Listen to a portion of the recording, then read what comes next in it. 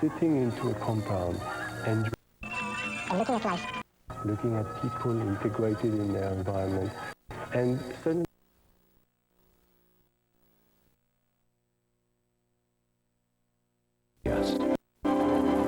In the old world, the great ancient cities prospered. In India, in Iraq, in Egypt, and in China. But in the New World, great civilizations flourished before the arrival of the Europeans, with no apparent connection, but with fascinating similarities. The Maya, Aztecs, and Olmecs all built magnificent city-states, yet their rituals suggested deep common roots with other civilizations, continents away. Now, all that remains are the ruins of vanished civilizations. But their legacy lives on in the hearts and minds of the common people. Then, in Part 2, like the overwhelming conquest of Central America, Western ideas have swept throughout the world in ways undreamed of. Today, the talk is of global economies, but the original global economy started on the Silk Road to China. The modern world rests on this legacy of trade and tragedy, conquest and crisis. It began with a search for new lands and new ideas. It brought a revolution of values that may yet be our undoing. Michael Wood searches the past for clues to the future. For it is said, if we don't learn from the past, we are doomed to repeat it.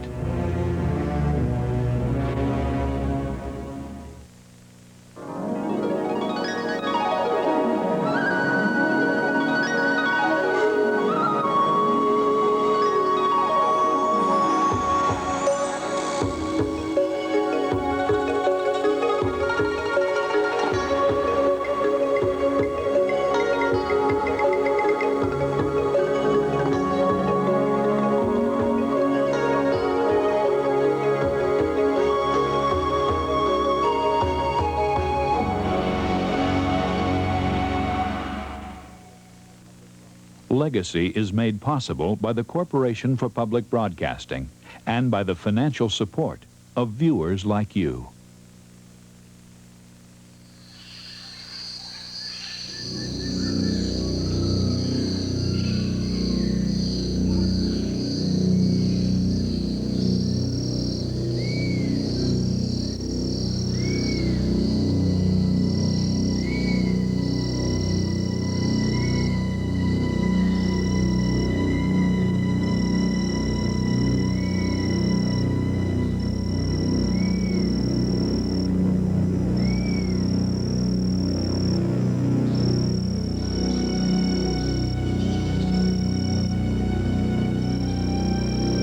A 150 years ago, in the jungles of Central America, European explorers came upon the ruins of a vanished civilization.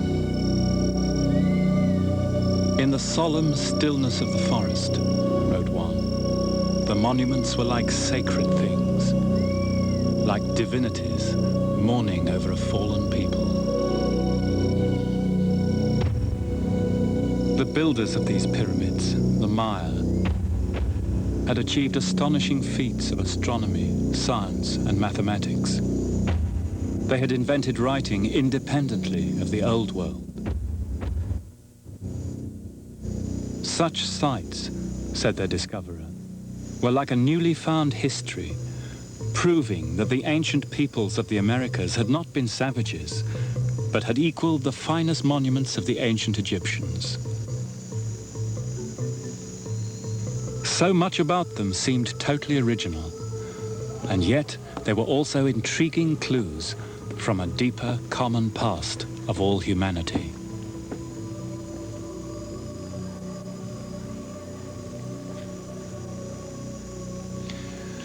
Central America was unique in that up till the time of the Spanish conquest, it had no contact at all with the other civilizations of the Old World. And yet, if we compare the Maya with the ancient Chinese, the similarities of belief and practice and symbol suggest that the peoples of the Americas never quite lost that deep connection with their prehistoric origins in Asia.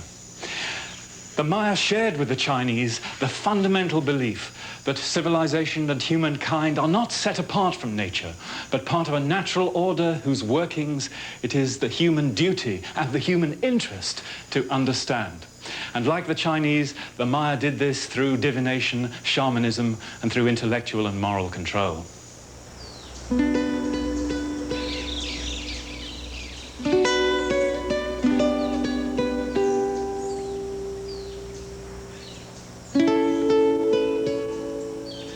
At the core of the Mayan view of civilization was an all-consuming obsession with time.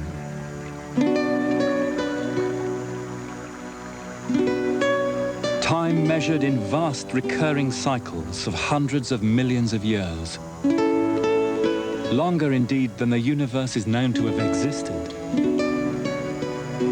The Greeks explored the cosmos through geometry. The Hindus through metaphysics. The Maya through the mathematics of eternity.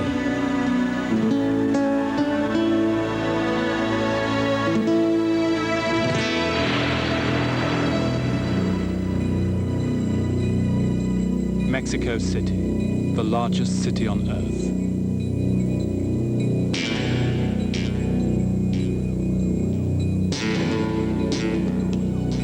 Since the landing of Columbus in 1492, two conceptions of civilization have fought for the soul of the peoples of the Americas. The one foreign and recent, that of the West. The other ancient and native.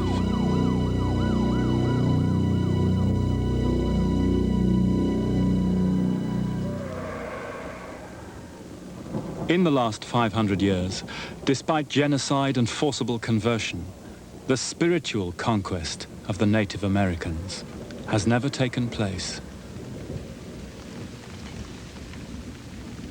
For all this time, they have tenaciously held on to their old languages, their old beliefs, their old views of the cosmos and of time, keeping faith, as they would put it, with their ancient future.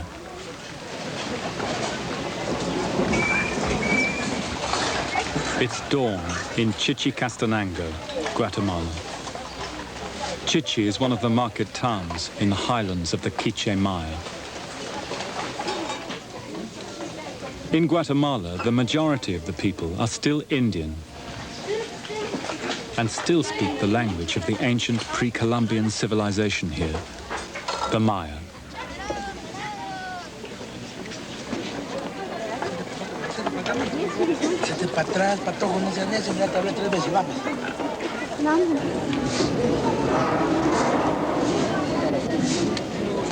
In front of the Church of St. Thomas, travelers burn copal incense, asking forgiveness from the Mayan spirit guardians at the door.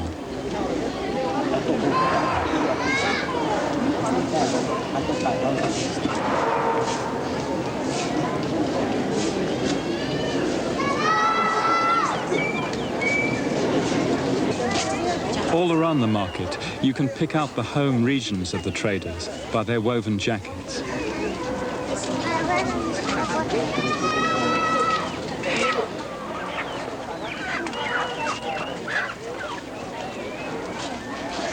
The bat is a symbol from the ancient Mayan underworld, worn by the last dynasty of the Caciquel Maya. Today it's the emblem of the township of Solola.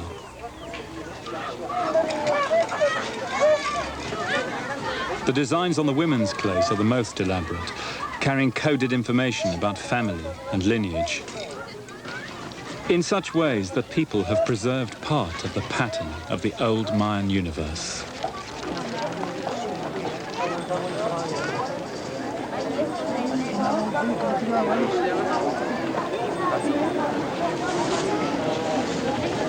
Here in Chichi, the traditional civic rituals are kept up by the religious guilds, the cofradías.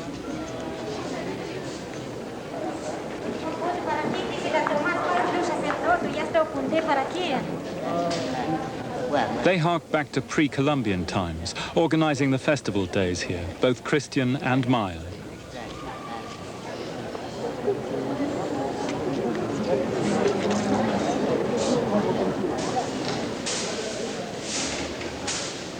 In fact, it was through the cofradías here in 1702 that Europeans were allowed to see and copy the only known manuscript of the Mayan Genesis, the Popol Vuh.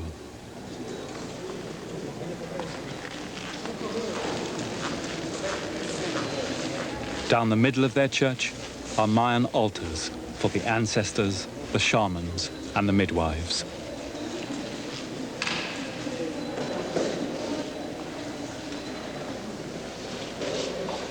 The prayers of the cofradías might stand as a text for all the native peoples of the Americas. These rituals of worship, they say, were handed down from our first ancestors and never lost, despite the Spanish conquest. Don't expect us to give up these customs, Father Christ. For us, only names and fortunes change.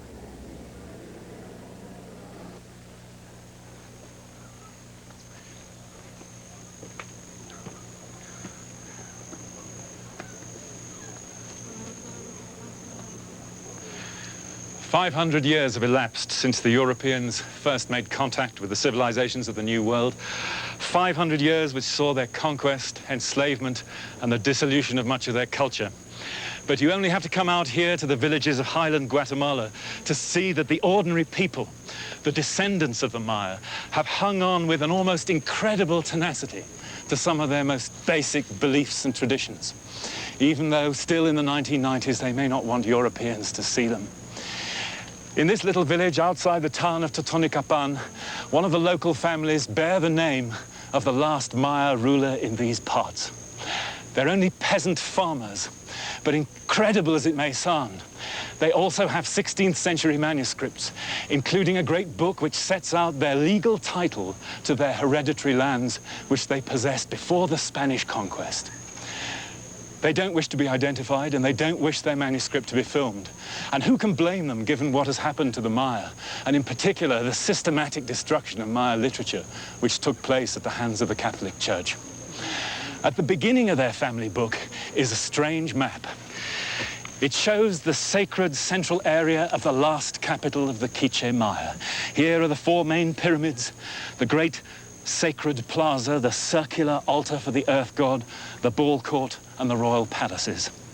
And underneath is a note by the author writing in the 1550s in Quiche, which says, "These are the constructions in stone and in song of the great Quiche."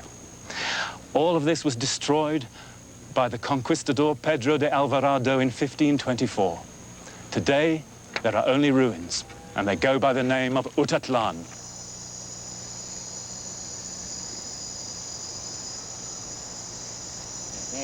Con la voz repetia, que todo sola Dios, contate a la luz que la nora, que la can que la betote.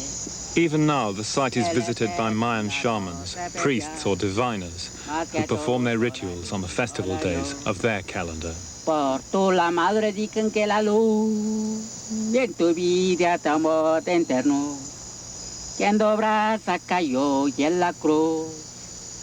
Theirs is a spirit world maintained in secret for 5 centuries.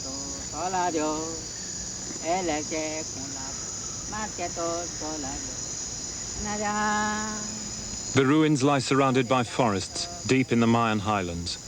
This is the heartland of the Quiche, an area of resistance to European rule even today. But Utatlan hides an even more extraordinary secret. Right under the citadel destroyed by the conquistadors is a cave running 300 feet underground. Ever since the city's fall, ceremonies have taken place here, hidden from European eyes.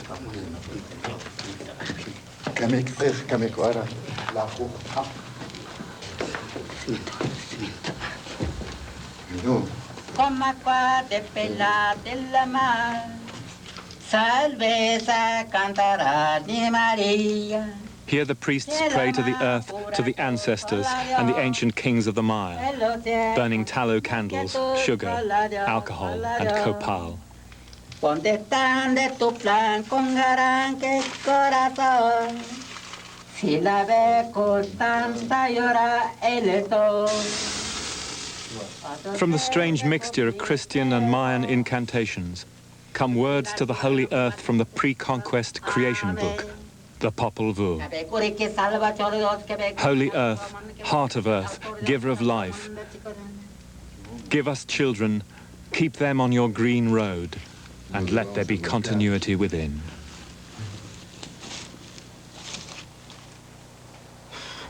The Maya took many things from the worship of Christ, but what it couldn't give them was the continuing sanctity of Mother Earth.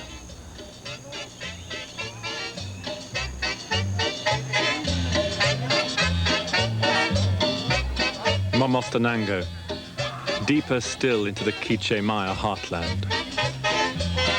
Yo vendo unos ojos negros que me los podrá comprar. Lo vendo por hechiceros porque me han pagado mal. The weird blonde masks depict Pedro de Alvarado himself, the Quiche bogeyman, conqueror of Guatemala. From his time, said the secret prophetic books of the Maya, with the coming of the true God came the beginning of violence, extortion, the burden of misery.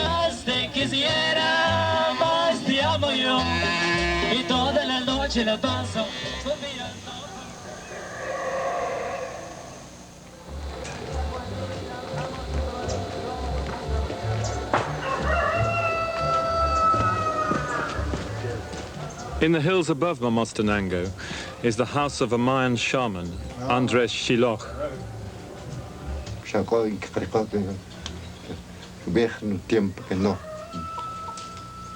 Andres is a living link with the pre-Spanish world. A priest for nearly 50 years. He's a Chuchcahao, a lineage head, literally a mother-father. He's also a day keeper, a guardian of the Mayan calendar.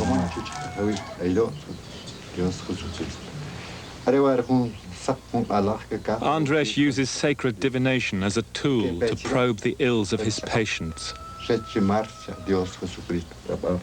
feel their past and future.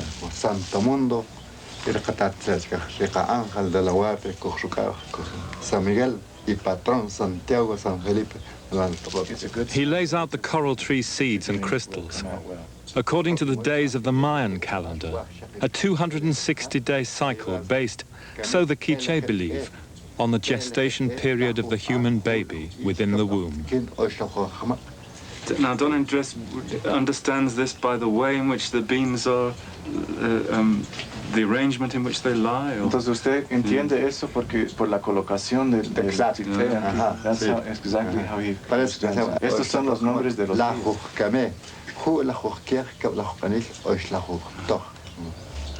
Over the last few years, I've traveled to many parts of the world, and everywhere, pretty much, you see destruction of the environment and war and so on. People are making an enemy of the earth. How does Don Andres view that from the Mayan tradition? Está diciendo el Señor que ha viajado mucho en todo el mundo. Que se llama el enemigo del mundo es que se llama nuestro cuerpo. If we make an enemy of the earth, we make an enemy of our own body.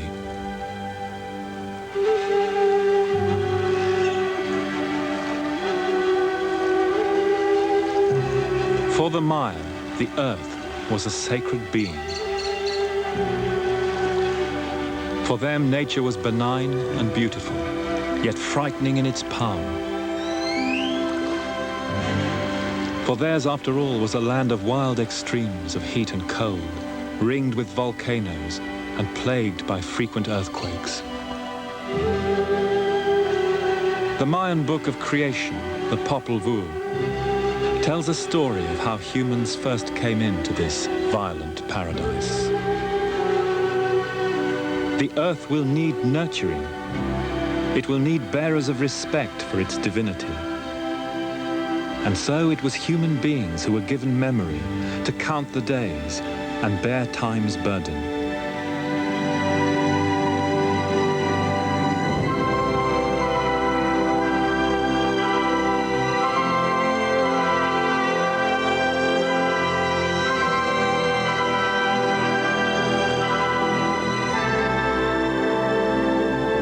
Human beings who were responsible for maintaining the rituals, bonding nature, humanity, and the heavens. And if they ever ceased, the whole universe would cease to have meaning.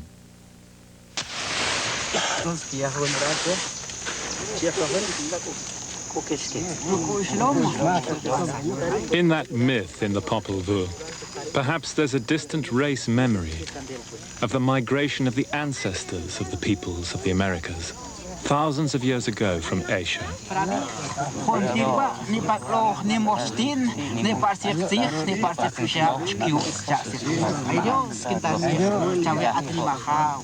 Even today, in the Guatemalan countryside, you can see rituals and beliefs shared with the people of China and East Asia. The use of jade in death rites, the symbolism of tortoise and bat, divination, and here the burning of prayers, ideas which go back even before language itself, back to some deep common root of humanity.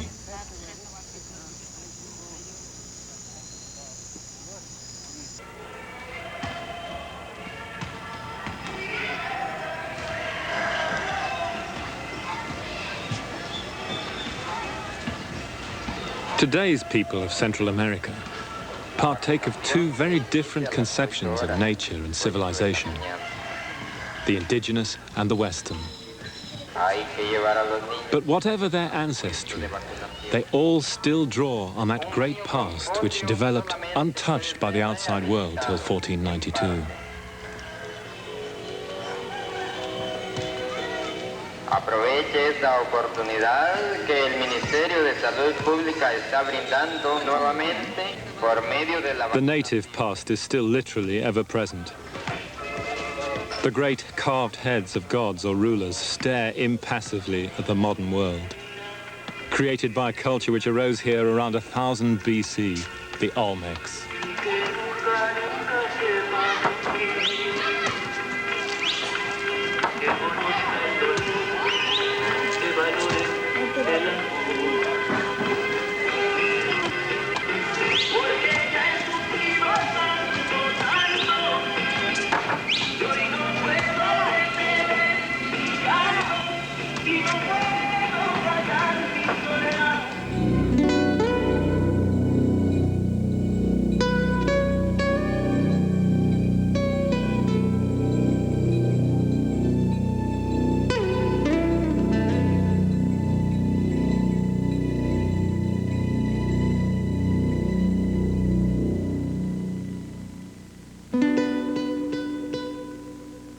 In the art of the Olmecs, from nearly 3,000 years ago, we can already feel the grave sensibility of the Central American universe.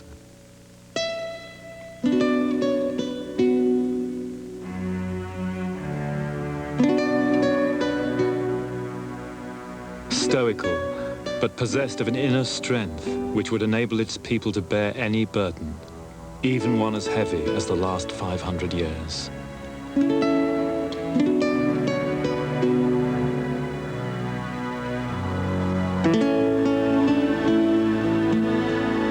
The first great flowering of Central American civilization took place in the first millennium AD in the Valley of Mexico.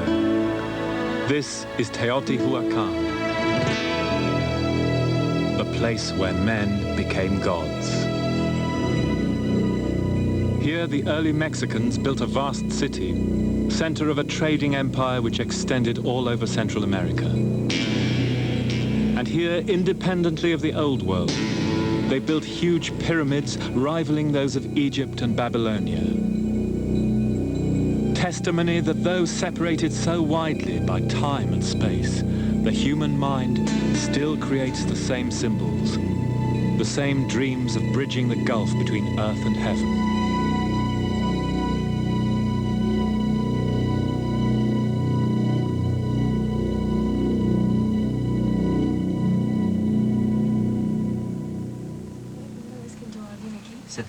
See? It was the first time in 1971 that anybody had been in here.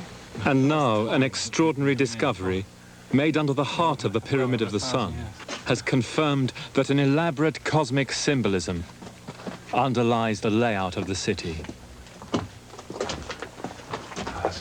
A narrow passage through the lava leads to a 7-pronged chamber, dead under the center of the pyramid.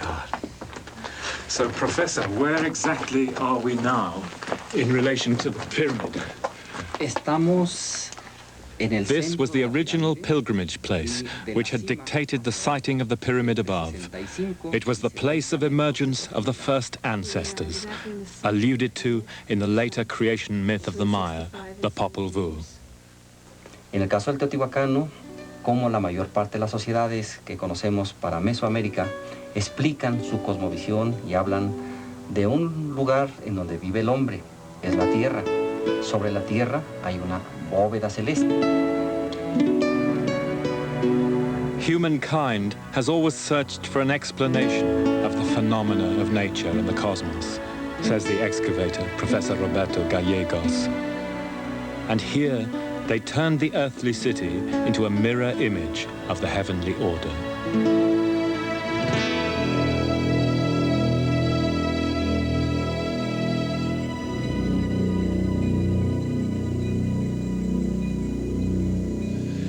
So Teotihuacan was the first true urban civilization in Central America. And if we compare its origins with those of the first cities in ancient Iraq or India, or even better in Shang Dynasty China, then a common picture begins to emerge, at the heart of which is the idea of the city as an earthly pattern of the cosmic order. You can see it here with these great ceremonial axes intersecting in the 4 directions, aligned to the surrounding mountains and to the constellations, with the subterranean world represented by that primordial cave deep beneath our feet, under the very center of the pyramid, whose innermost recesses were illuminated by the sun every summer solstice. It's a ritual theater where humankind maintains the order of the universe. And here in Central America, cities retained that function, even though they might become centers of commerce and trade and so on. Ideology then became one of the driving forces in the development of civilization. Religious, social, political, call it what you will, they're intermingled at that time. And ideology is also the key to understanding that fateful change which came over humanity with the beginning of civilization, by which the few came to dominate the many, as is still the case across much of the world today. The impetus of civilization now spread across Central America, from the Valley of Mexico to the rainforests of Guatemala and the Maya.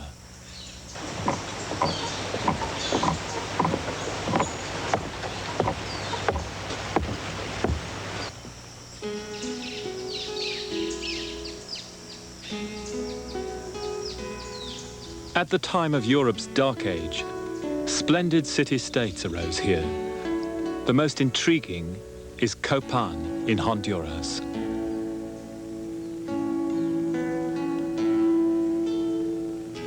Copan was ruled by a talented dynasty from the 5th to the 9th century AD. Its public plazas, pyramids and ball courts, features shared by all Mayan cities, were here adorned with wonderful sculpture. Here, the Mayan artists demonstrated a prolific imagination and a creative freedom which at times approaches a Western naturalism. The recent decipherment of Mayan writing enables us to do now what would have been impossible only a few years ago. Enter into the lives and even the feelings of the rulers commemorated here.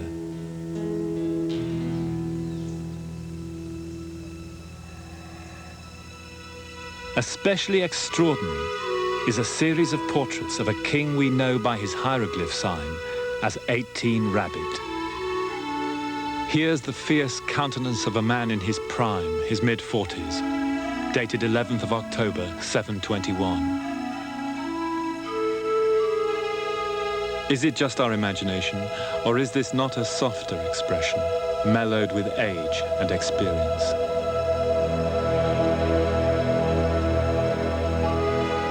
Late in July 736, this crude portrait, strangely sardonic, perturbed even.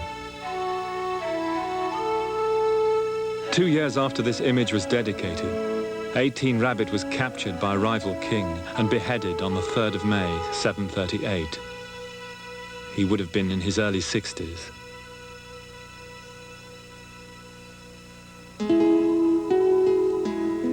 Writing was invented here independently, as it had been in the Old World. Yet another clue to the common patterns in human development.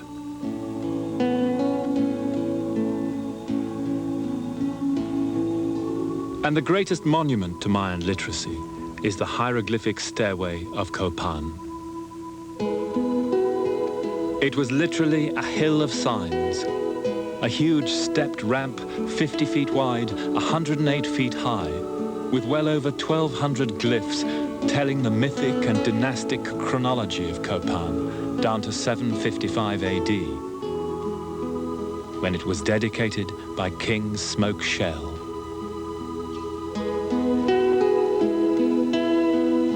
It's the longest single written inscription in pre-Columbian America, a monument to writing and to time.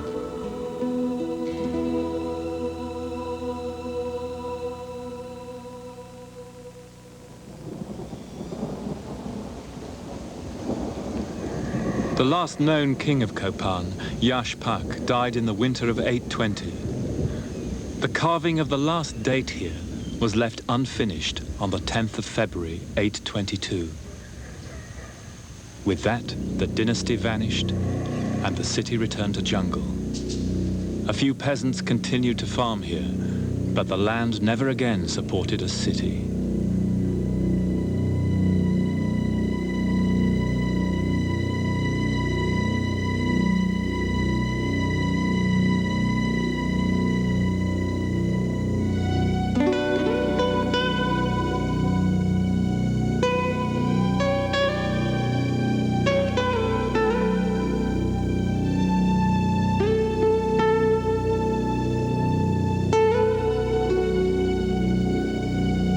Around the same time, Tikal too was deserted.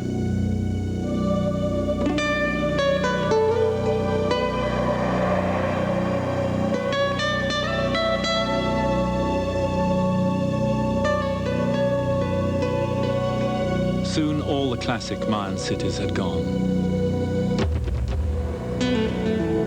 The Mayan collapse is still a great mystery. The land may have become exhausted,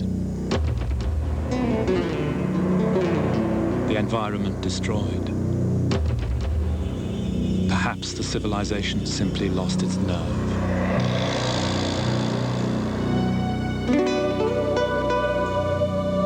But the legacy carried on in the hearts and minds of the common people.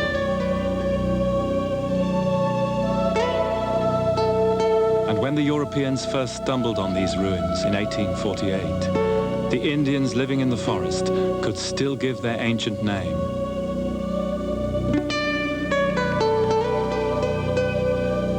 Tikal. The place where the count of days was kept.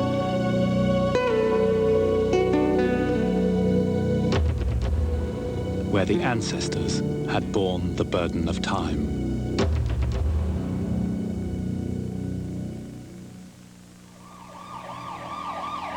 With the collapse of the classic Maya, the focus of Central American civilization shifts back to its old heartland, the Valley of Mexico. Here, ringed by mountains, was a wide plain and a great lake with islands and fertile shores. Today it's all covered by Mexico City. Here in the 14th century, a warlike tribe settled who called themselves Mexica. The city they founded here, Tenochtitlan, was the precursor of the largest city on earth.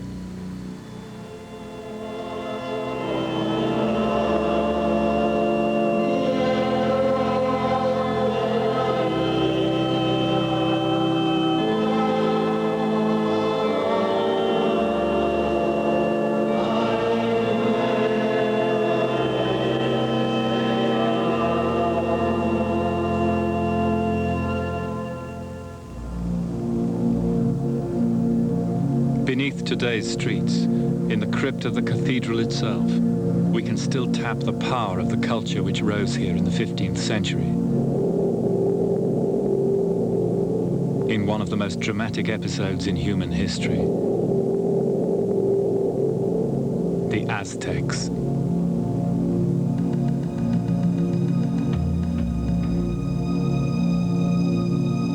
The art of the Aztecs still holds a fearful fascination. An art of tremendous spirituality, but a spirituality of a kind unlike anything we recognize from our own civilization.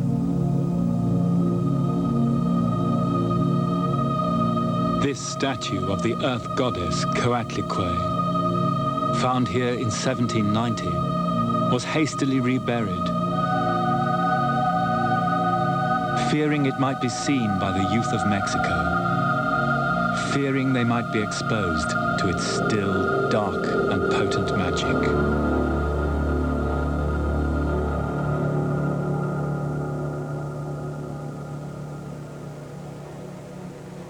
The present center of Mexico City, around the cathedral, was also the ritual center of the Aztec city.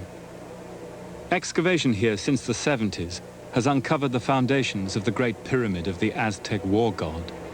This is where the Spanish under Cortés, when they sacked the city in 1521, saw horrific scenes of human sacrifice.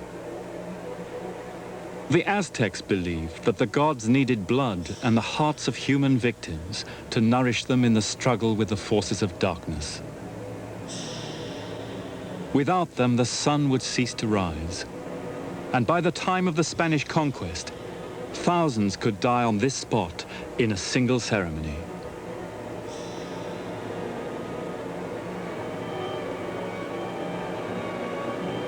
All round the site, the archaeologists found grim evidence of their devotions. These are stone representations of the skull racks on which the victims' heads were mounted.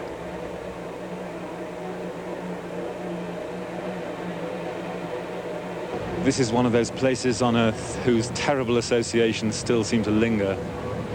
How was it then that a civilization of such brilliance in the arts, in sculpture, in textiles, and poetry could have been so committed to mass bloodletting and human sacrifice? So that in a 4-day festival, 10,000 people could be dragged up the steps of the great temple here to have their hearts ripped out till the place was swimming in blood and reeking to the heavens. When the Spanish saw scenes like this, they thought that it must be literally the work of the devil. It was so wholly other. And yet, the Aztecs were only unique in the scale of their killing, for every human civilization has used sacrifice, especially in relation to religion. The theologian and the executioner have been intimates throughout history. The problem of the Aztecs, then, is a problem for all of us. To speculate, it would seem that the idea of the shedding of blood being necessary for the continuing of life became deeply rooted in our psyche during the thousands of generations we spent as hunter-gatherers in prehistory. So deeply rooted that bloodshed as a symbol is still the most powerful symbol of sacrifice today and can still erupt with atavistic power and violence. The scenes of frenzied killing which Cortez and his followers saw here, with their captured friends being dragged up the steps to their death, were, in a sense, proof of the Aztecs' piety, as Las Casas rightly saw. For uniquely among the great civilizations of the world, they raised solidarity with the universe above everything, including human life. In that, they couldn't be more different from the humanistic values of the great old world civilizations. To us, it may appear irrational, murderous in its brutality, and yet it is a mirror held up to our humanity, which we ignore at our cost.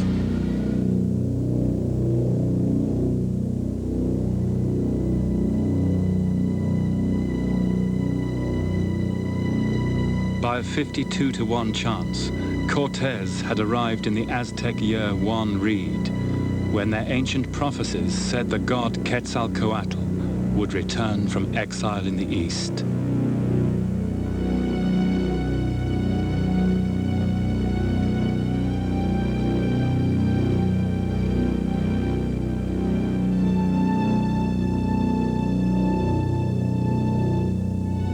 For the Aztecs, the coincidence drained away their will to resist.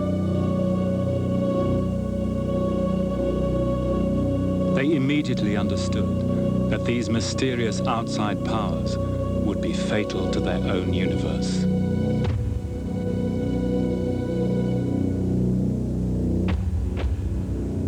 On the terrible final night when Tenochtitlan fell, an omen appeared to the Aztecs, which for them symbolized the breakup of their mythic and cosmological order. That night, it began to rain, but more like a heavy dew than a rain. Then suddenly the omen appeared, burning like fire in the sky. It wheeled in spirals like a whirlwind, giving off light in showers of sparks like red-hot embers. It made noises, rumbling and hissing like metal on a fire. It circled the walls near the lake shore. It hovered over the temple, and then it moved out into the middle of the lake, where it vanished.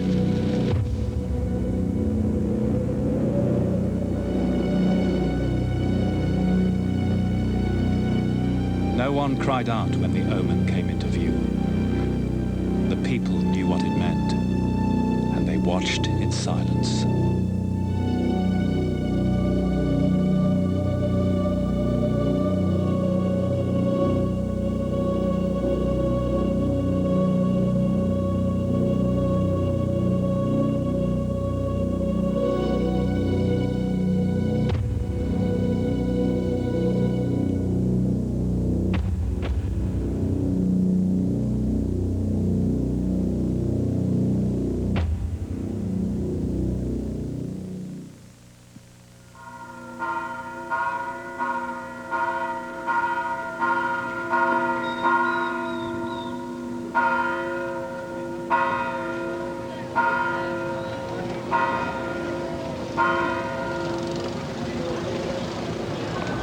After the conquest of Guatemala, the Spanish built their new capital, Antigua, in the shadow of the ancient sacred volcanoes.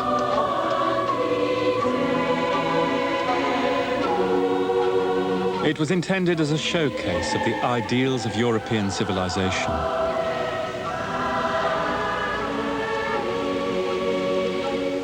But the reality behind this humanistic facade was the greatest genocide in history.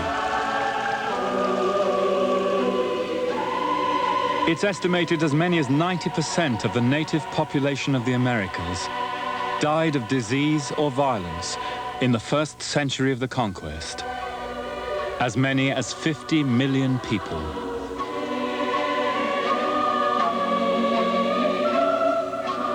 Among the Europeans who were horrified by what they saw was José de Acosta.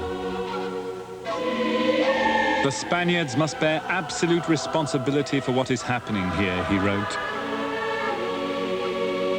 We have betrayed in our deeds what we professed in our words. We have exploited and plundered these poor people, with no attempt to protect their human rights. We have not given them Christianity in sincerity, but under compulsion, fraud, and violence.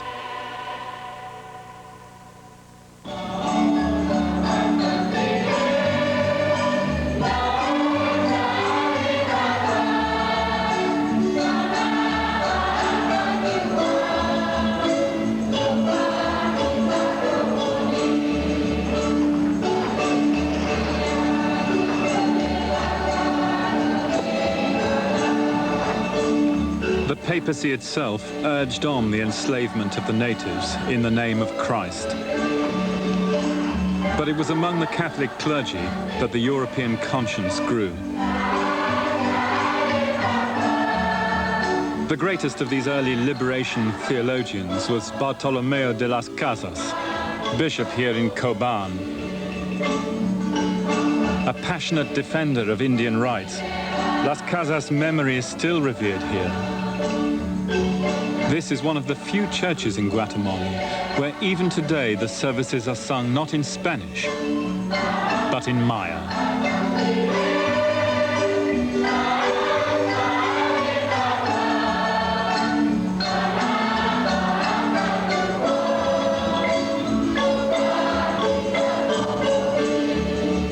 Las Casas would take his case right up to the King and Queen of Spain themselves, urging on them justice for the Indians. And gradually he came to realize that his arguments against the enslavement of the Indians applied with equal force to the black slaves from Africa and all the oppressed peoples of the world.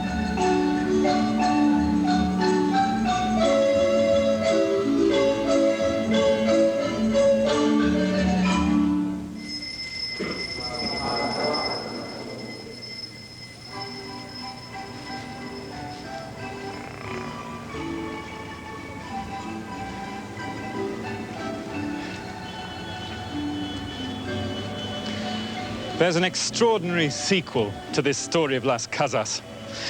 An incident which lights up the history of the 16th century like a flash of lightning and continues to illuminate us even today. In 1550, in Valladolid in Spain, there took place a public debate between Las Casas and the top Aristotelian philosopher, Sepulveda. The questions at stake go right to the heart of the world's problems even today. In essence, what right does the first world have to dominate, enslave, or exploit the third world? Are not these people, asked Las Casas, rational, feeling human beings with a soul just like the rest of us, entitled to equality of treatment? And Las Casas goes on to bring fascinating arguments from his study of Greek and Roman civilization to show that the city-states of Central America conformed in most respects to the Greek view of what an ideal state should be. Rational political entities entitled to respect, patience, persuasion, and again, kindness. No doubt Las Casas won the moral debate. But as the whole of subsequent history shows, the rulers of the West, the people with power and money, continued to view the indigenous peoples of the world, from the Indians of Central America to the blacks of Africa, as what the Greeks, to their discredit, had termed natural slaves. The West's progress to civilization has been long and painful.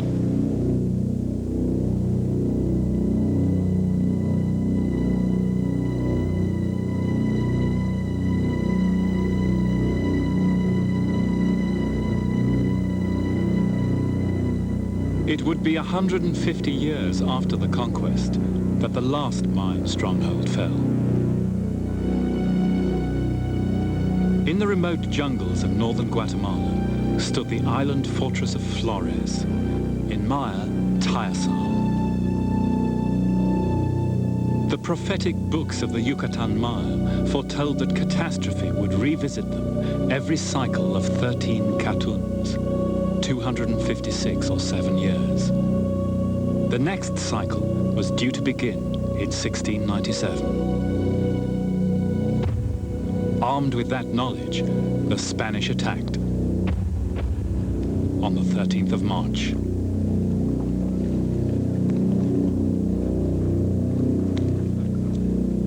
In the middle of Lake Petén, they overcame the Mayan boats, obsidian-tipped arrows useless against Spanish armor and musket fire. Amid abandoned war canoes, they landed where only the previous year King Can Ek had greeted a Spanish embassy with flowers and music from drums and flutes.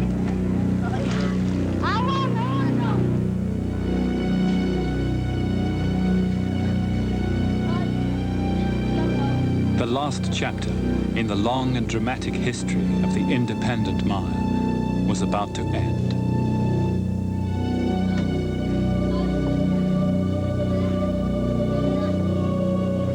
The defenders fled, and the Spaniards marched uphill to the top of the island, to the great temple of Tayasal.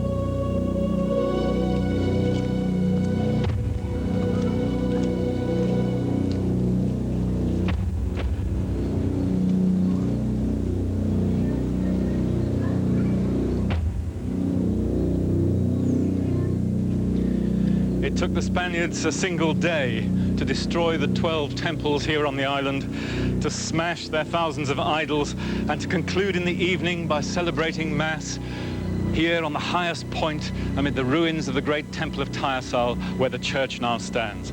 The last independent kingdom of the Maya had gone down. The locals here seem to have accepted this almost fatalistically as an inescapable result of their view of the repeating cycles of time. For 3 times since the 10th century, the cycle of 256 or 7 years had brought them catastrophe. That, in Maya eyes, was the true burden of time.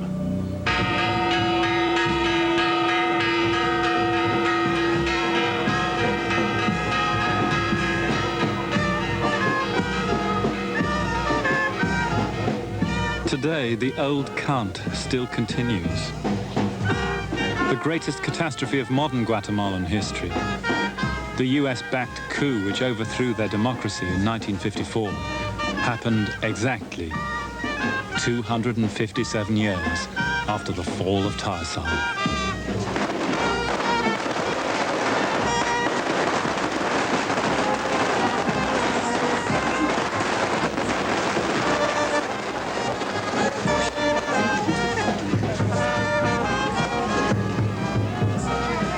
Today, the Maya, the majority of the population, still live dominated by a European elite.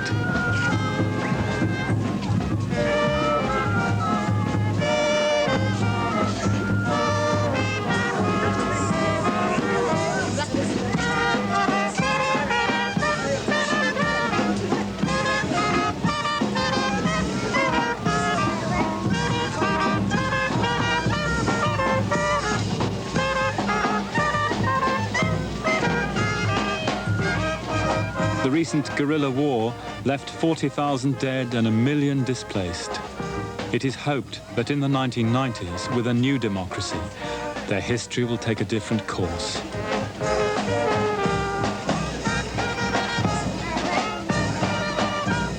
The Mayan strategy for survival remains stubbornly collective. In great festivals like this at Zunil, they celebrate the saints as guardians of the community, not as Christian deities. For them, identity still resides in the collective values represented by ancestors and community.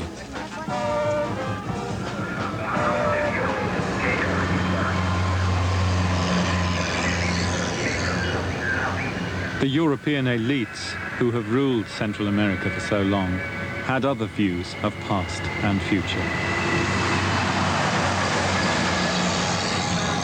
One of Guatemala's modern dictators, Estrada Cabrera, expressed his faith in the values of European civilization by constructing concrete parthenones all over the land. Monuments to colonial progress, to the triumph of Greeks over barbarians.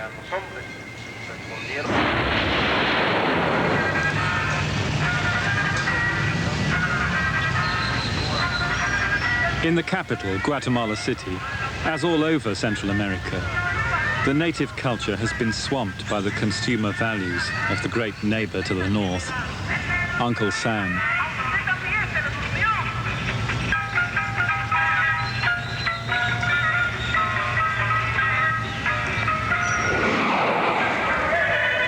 In the city, the Indians are submerged, strangers in their own land. Widows of the Civil War, begging in the shadows.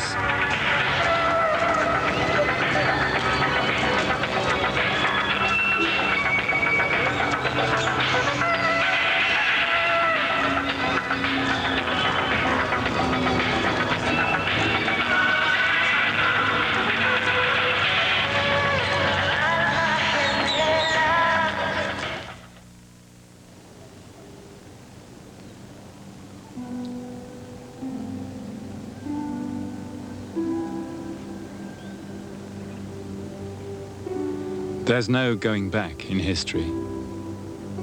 But who can contemplate such visions of future and past without a pang of loss? Here, where, as the creation myth, the Popol Vuh said, human beings had held the balance between the spirits of the ancestors and the spirits of earth and sky.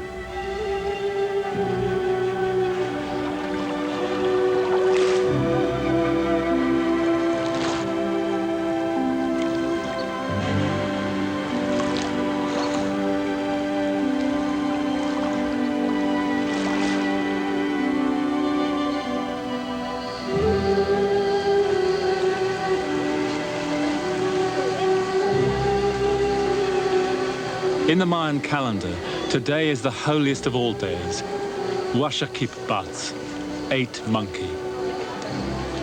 And this morning, seemingly out of nowhere, thousands of ordinary Guatemalan Indians are converging in response to a call from a secret world of the spirit.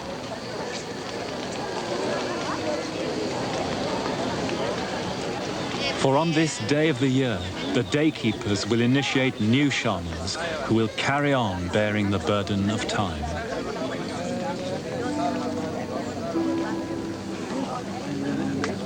In the 500 years since Columbus, these people have lived outwardly in Western time and Western history. And yet, all the while, they have patiently tended a secret universe. At times, it may have seemed that their obstinate, faithful care of the burden of time would be their downfall. But perhaps, after all, it has been their salvation. For it was the means by which they preserved identity itself, down to a new age of tolerance and pluralism, when Native Americans may again live in their own history, in their own time.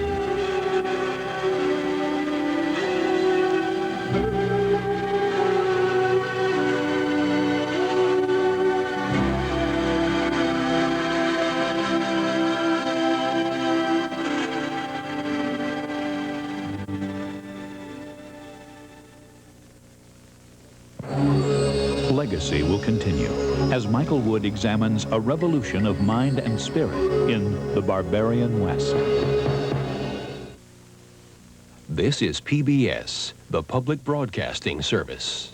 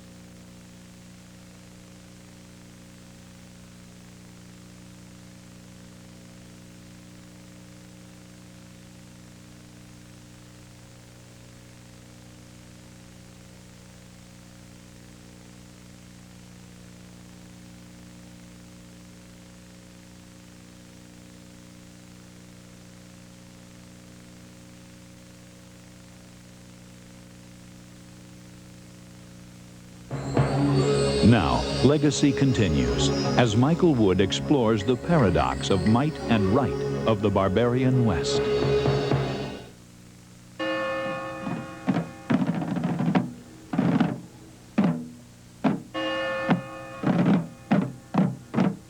It's a freezing February midnight in northern France. Former enemies, French and German, meet to commemorate the bloodiest battle in history, which began on this night 75 years ago. Verdun.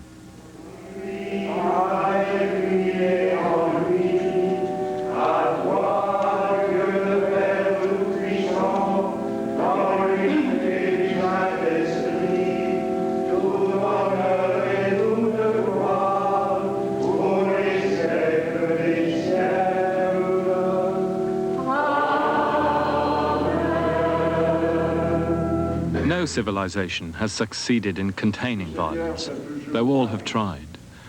Perhaps indeed war is a condition of civilization. But in history, only the West waged war all over the globe, from the conquests of the 15th century to the world wars of our own time.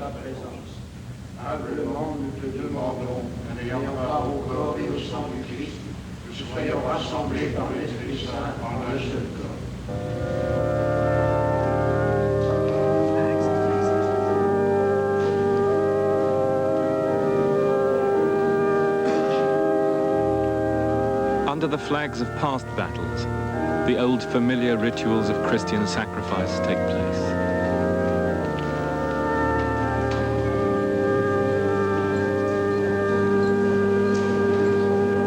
Only a lifetime ago, 750,000 people died here for a couple of square miles of ground, where the heirs to the culture of Voltaire were bled white by the heirs of Goethe and Beethoven.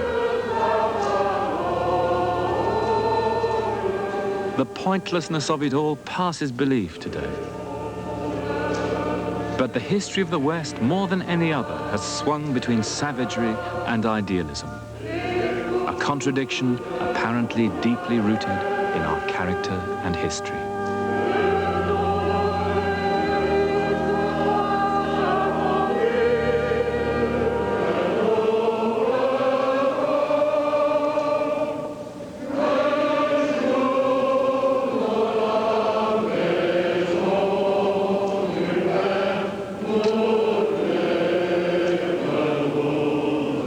In the 1990s, after centuries of conflict, the Europeans are finally moving to unite. The descendants of the barbarians, of the Franks, Goths, Angles and Saxons, the first people in history to spread their civilization across the whole planet.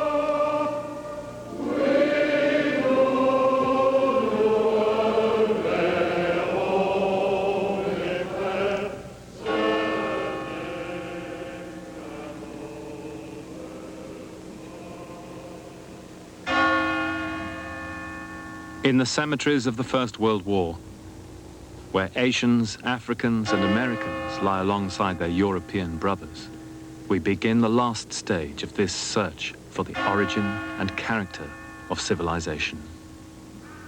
In the forests above Verdun, snow still lies on a village which ceased to exist in 1916.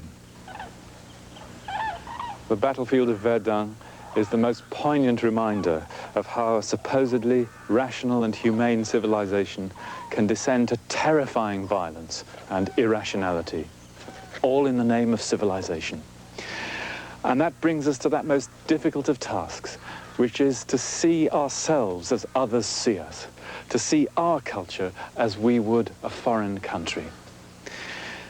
And there, the inescapable lesson of history is that for all the great achievements of the West, for all its humanistic values and its egalitarian principles, its character is touched by a deep strain of violence.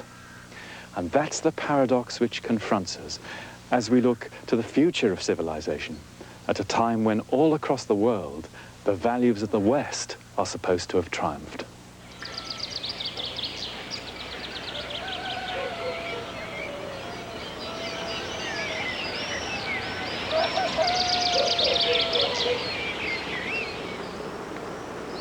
We Greeks live around the sea like frogs around a pond, said Socrates. This is Samos, and here began the quest which would lead Western man to the exploration of space and the conquest of nature itself.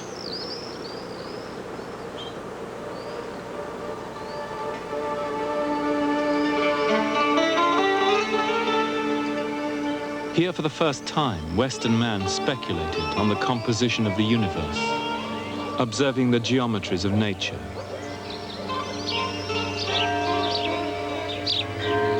Questioning the role of humanity in this order, the existence of God.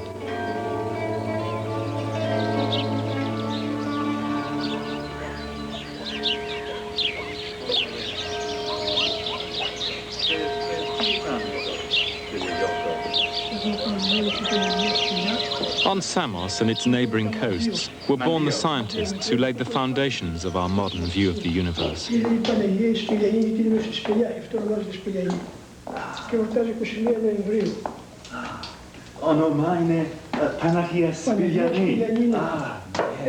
most famous was Pythagoras, author of the theorem we all learn at school, and in a mountain cave here, a tradition of him has still survived.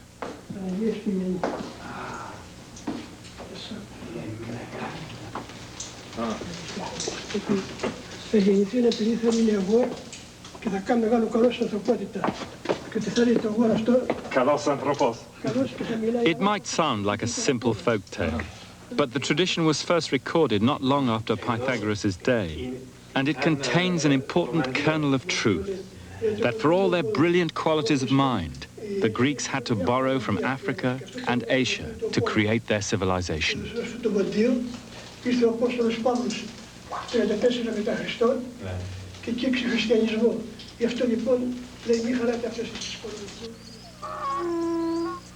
In the West, we look upon this moment as the birth of science and reason. But it would be more accurate to describe it as the birth of Western science and reason. Because right across the old world at this time, around 500 BC, it was an astonishingly creative epoch. The Axis Age, the time of Confucius and Lao Tzu in China, of the Buddha and the great grammarians and philosophers in India, of the Zoroastrians, the Jewish prophets, and the philosophers and poets here in Greece. All of them grappling in their own way with the ultimate question, the nature of reality itself. Still the ultimate question, whatever your line of business, whether it's poetry, religion, or particle physics. But this was the first time that the West, Europe, had participated in these great currents of civilization emanating from Asia. And here in Samos, it's easy to see why, because that's Asia over there. It's that close. In fact, the Greek word Asia originally meant simply that coastline in front of us. So that's the beginning of the great land mass, the teeming heartland of civilization, stretching away across the Fertile Crescent to Iraq, Iran, India, and China. So not surprisingly, Pythagoras and his contemporaries had imbibed Asian ideas, Babylonian astronomy and mathematics, Indian ideas about the soul and about rebirth. They may have transformed them with their own genius, but the Greeks still shared the basic beliefs of those other civilizations, that the universe was an ordered, beautiful, and harmonious whole. In their language, a cosmos.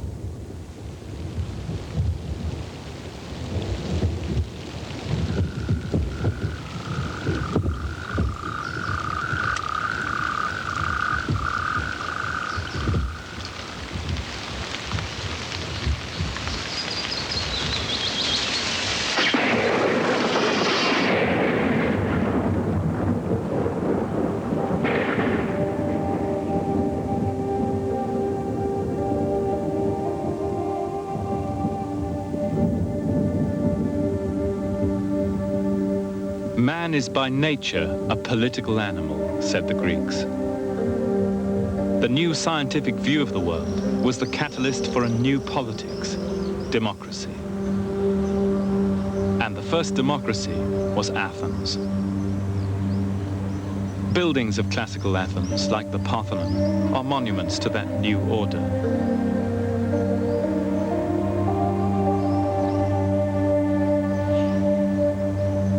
Like 18th century Britain or America, Greek democracy was limited. It excluded slaves and women. But it took the essential step of putting politics into the hands of the citizens. That was what the Greeks called politismos, civilization.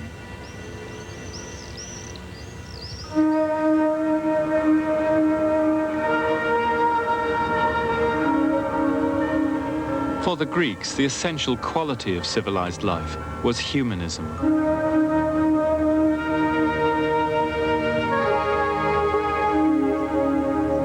The idea that man is the measure of all things, that the fulfillment of each individual's potential was the goal of civilization. This idea permeated all the legacies in art, philosophy, and literature which the Greeks bequeathed to our modern world. In the dramatic festivals, 30,000 citizens saw these great issues of fate and freedom acted out for all to see.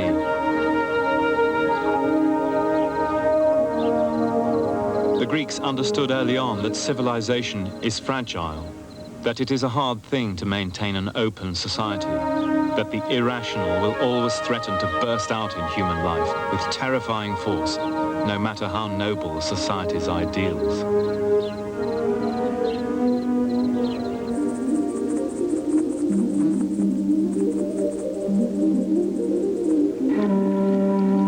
The Greeks, said Aristotle, are intelligent and free and have the capacity to rule all mankind. And in the 4th century BC, under Aristotle's pupil, Alexander the Great, they invaded the Near East.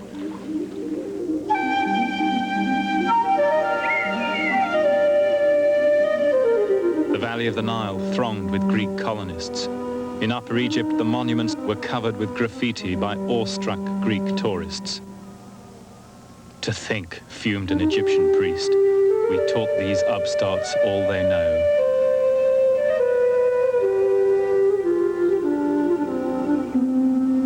And at Luxor, in the inner shrine of the ancient Egyptian temple, striding like a pharaoh of old, is the violent golden boy of Western history, Alexander himself.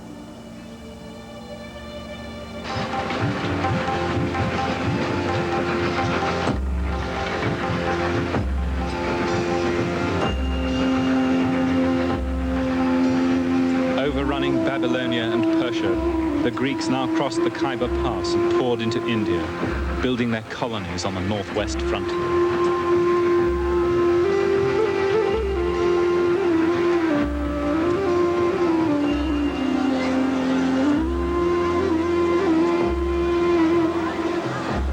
Alexander's successors went further still. In the 2nd century BC, they sent devastating expeditions down the Ganges, sacking the ancient religious center at Benares.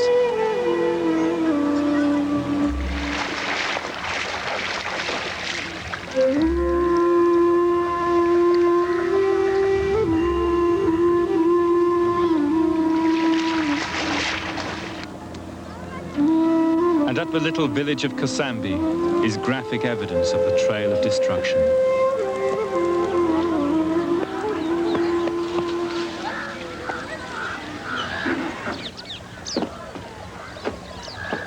Here, a Buddhist monastery has been excavated, which was swept by a Greek firestorm, torched by Greek mercenaries sweltering out here, so far from home. Java, Supari, and blacks. These were terrible times, said the Indians. The vicious but valiant Greeks ruined our land with fire and famine, killing women and children, and even our cows. Such was the first time the West went out to the world.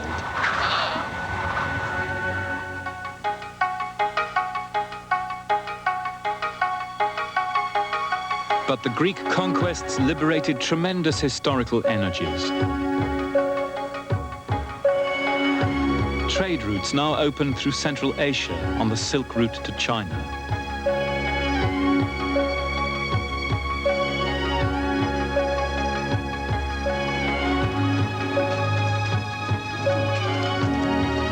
In earlier times, said the historian Polybius, The world's history had been a series of unrelated episodes. But from now on, history becomes an organic whole. The affairs of Europe and Africa are connected with those of Asia, and all events bear a relationship and contribute to a single end.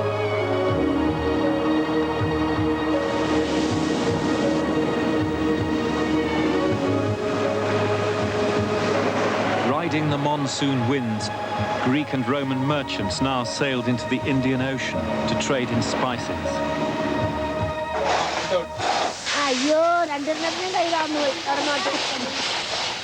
Each year, the Roman balance of payments ran millions into the red to fill the pepper barns by the river Tiber.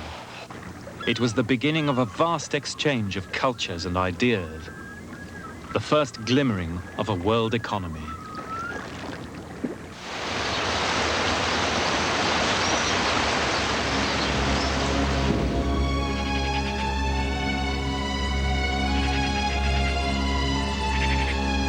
The Romans had united the Mediterranean world, conquering the Iron Age cultures of Europe, along with the sophisticated city dwellers of Greece, Syria, and Egypt.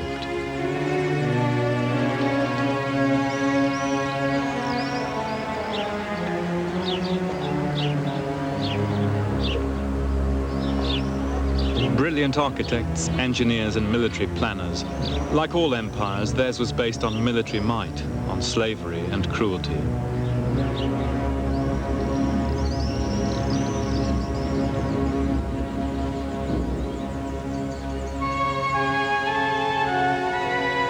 At its height, the empire extended from Hadrian's Wall in Scotland to the Persian Gulf, and you could call yourself a citizen of Rome, whether you lived in Manchester, Athens, Luxor, or even briefly Uruk in the baking south of Iraq.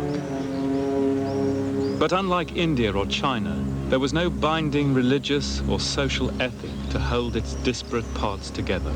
And in the 4th century, it entered a great crisis, economic, social, and especially spiritual. And the vacuum was filled by an obscure cult, one of many new religions arising out of the spiritual ferment of the late antique world, Christianity.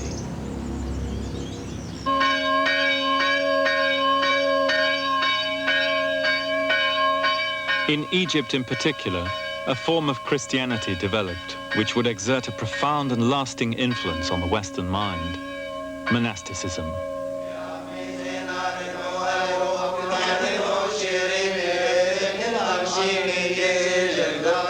Christianity became the official religion of the Roman Empire in the 4th century, and with that a set of beliefs, myths and taboos deriving from the Iron Age people of Palestine and ultimately from the Bronze Age cities of Iraq was accepted by the rulers of the West as the final revelation of history.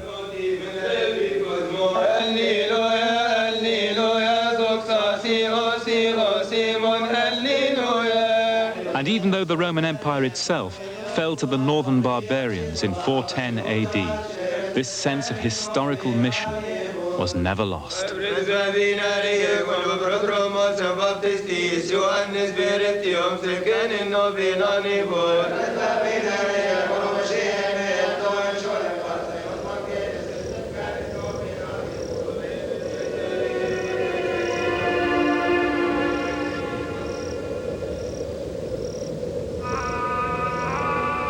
The triumph of Christianity was another product of the extraordinary fertility of ideas born in the intractable landscapes of Syria, Palestine, and Iraq, a testimony to the continuing inspiration which the West has drawn from the more ancient cultures to the East.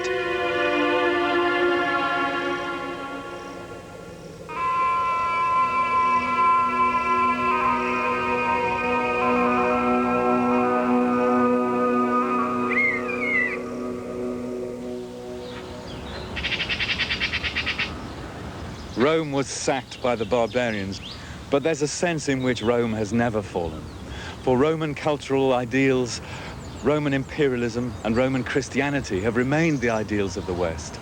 And the several renaissances in Western history have been attempts at the rebirth of those ideals, right down to the moves to unite Europe taking place now in the 1990s, which perhaps will be the fruition of the old dream symbolized in these gigantic buildings. And in that sense, all Europeans and most Americans are the heirs to this culture. But unlike China and India, which essentially remained true to themselves throughout their long histories, at this moment, the West acquired a new self. For now, the barbarians became the Romans and created a new culture, which is the true basis of ours even today, the barbarian West.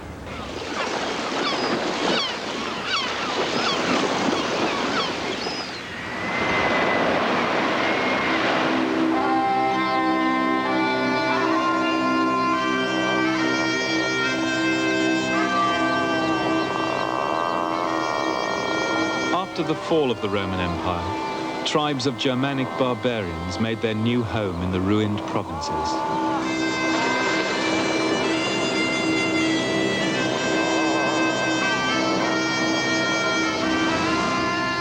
Out on the wild shores of Britain, with a religion from the Near East, a monasticism from Egypt, and a written language from Italy, the Anglo-Saxons started from scratch to build their new order, with the optimism of all immigrants thrown on strange shores. The ruins of that order are still around us, silent shapers of our modern world.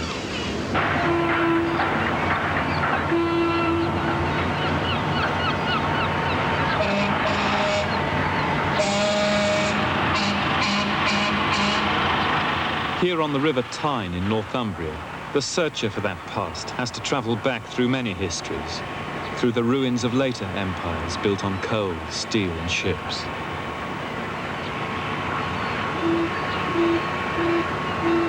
But here at Jarrow is a place as crucial as any in the Western story. To get to it now, you have to cross muddy slakes and reclaimed slag tips. Here in the monastery of St. Peter and Paul, the first great history of the West was written, which spelt out the West's view of its own destiny. The author was a monk here, the Venerable Bede. Bede was the first to use the Anno Domini system of dating history from Christ's birth, which is now used throughout the world. The books written here give clues to his time. The biblical hero David, for example, was a model for the rulers of the barbarian West. Portrayed as the teacher of his people, the psalmist, he's a reminder that the great Western tradition of social legislation and welfare comes not from Greece or Rome, or even the Victorians, but from the Dark Ages. And here's David with the spear of God waging just wars against non-believers. Put the two ideas together, and you have the ideal Western ruler from the Crusades to the Gulf War. Bede's history was the most remarkable and the most successful attempt to show how the peoples of the barbarian West in the Dark Ages transformed themselves through the agency of civilization. Christian, Latin, Mediterranean civilization. Bede was a thoroughgoing European in that respect. In comparison with, say, contemporary Tang China, Bede's Anglo-Saxons and the people of Europe were indeed barbarians. They were impoverished, underdeveloped third world immigrants, as we would say today, in the patronizing language of the rich. And yet here on the Northumbrian coast in the 8th century are already the key elements out of which the culture of the modern West would emerge. Judeo-Christian religion and ethics, the remains of Greek and Roman humanism and law, and native Germanic society and language. In the hands of a historian like Bede, that mixture could be made to tell a powerful story that the peoples of the barbarian West were the appointed Christian heirs of the Roman Empire, a chosen people destined to lead us on into the last phase of human history, from the city of man to the city of God. The idea that history is purposive and leads to an appointed end would become one of the driving themes of world culture, from St. Augustine to Marx, and from Jarrow to Tiananmen Square.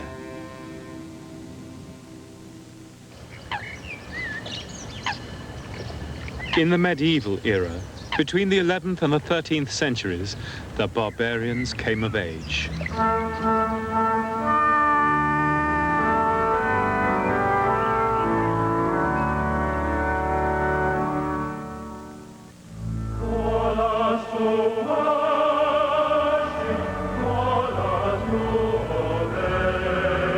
They created the greatest epoch of art and architecture which the world had ever seen, the age of cathedrals.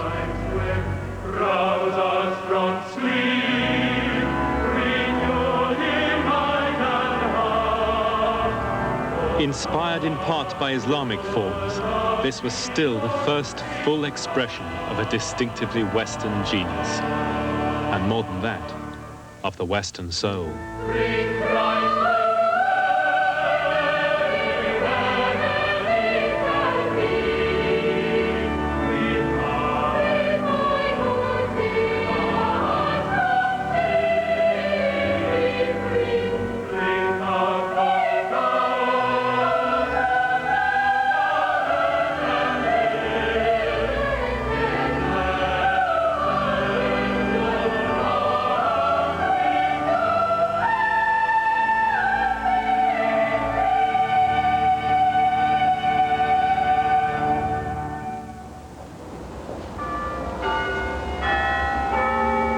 But even during the cathedral age, social forces were at work, which would eventually loosen the hold of the Church of Rome on the former barbarians.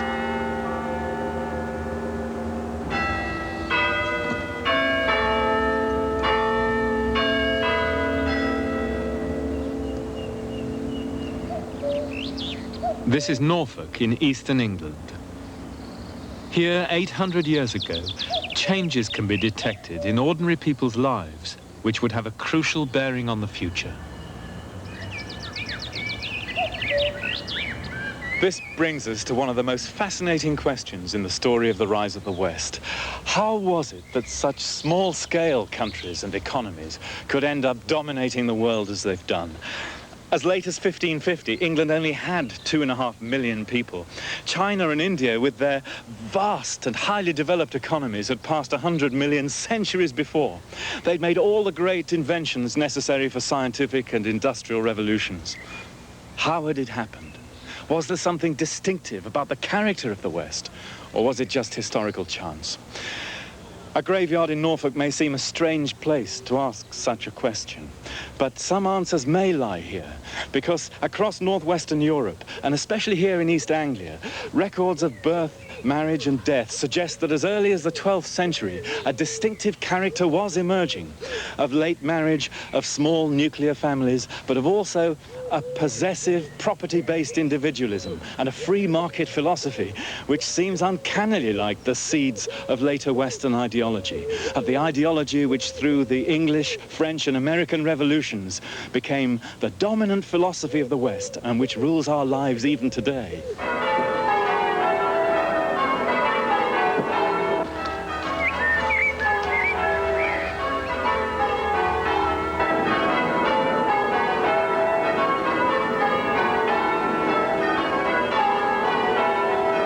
In parts of Western Europe, men and women were already marrying in their late 20s and having small families.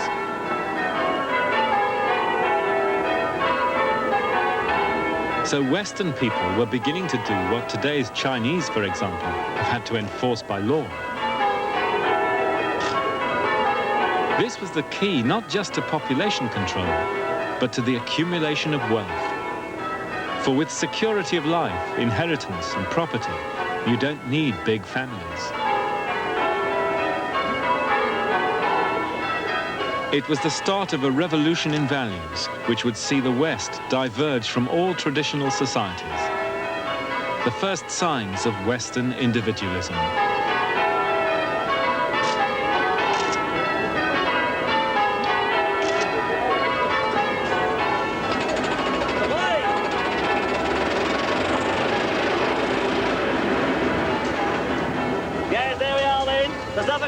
Good order. What's the worth? 10, 31, 10, 10, 10, 12, I got 2, 14, 16. And individualism is the key to the Western conception of freedom. An idea which came not from ancient Athens, as we like to believe, but from here in Western Europe, from places like Norfolk, where Tom Paine was born, prophet of the American Revolution. I know we got an electric fly mode. It was an idea based on the ownership of property and freedom in the marketplace. At its heart lay individual, not collective rights. And this idea of freedom would be an essential element in the triumph of the modern West. Well, going at £13 all done. Gentlemen here, 13 per But the triumph of the modern West was only made possible by a flood of ancient learning and science from Islam.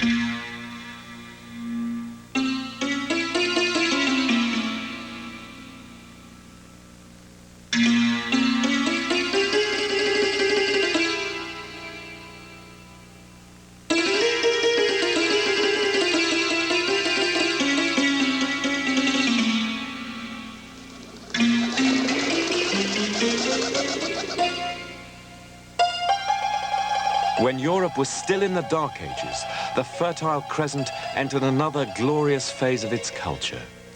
Here in the universities and libraries of Baghdad, Babylonian astronomy, Hindu mathematics, Chinese science and technology were passed on by the Arabs. It was one of the foundations of the Western triumph.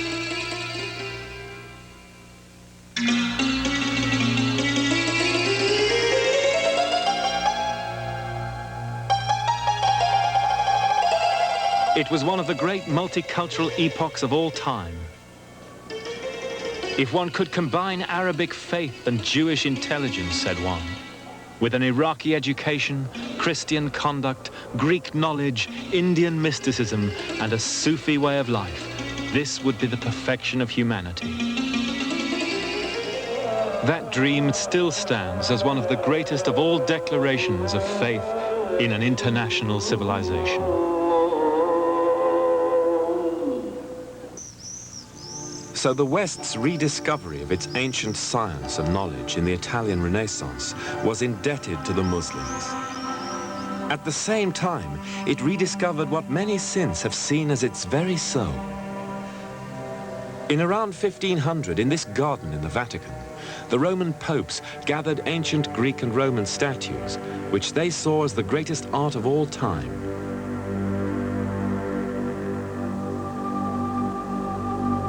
And here we find another clue to the way the West has seen itself.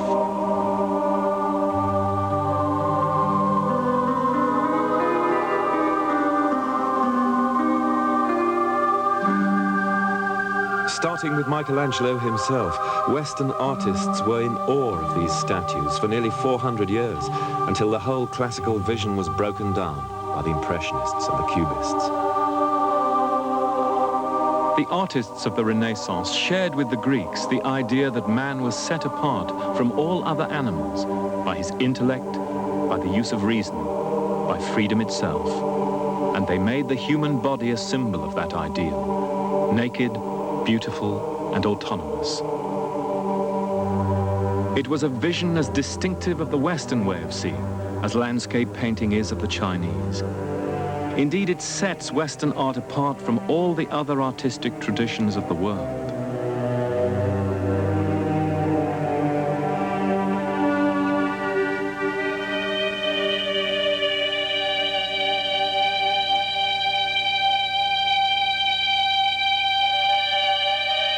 The inspiration behind this sculpture goes back to an age like our own, the Hellenistic world of Alexander the Great. Restless, cosmopolitan, self-aware. Thrilled by illusion, fascinated by sex and violence, which they portrayed in their art with dazzling technical virtuosity and exaggerated passion, just like the late 20th century Hollywood cinema, its true heir.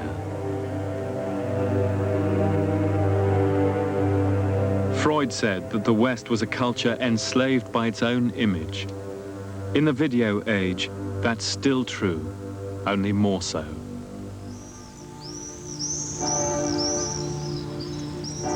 Now there comes the event on which the whole course of modern Western history rests.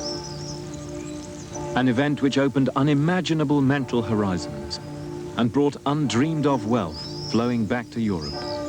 renewing and transforming the spiritual empire of Rome, gilding its roofs with stolen gold, perhaps the greatest event in history.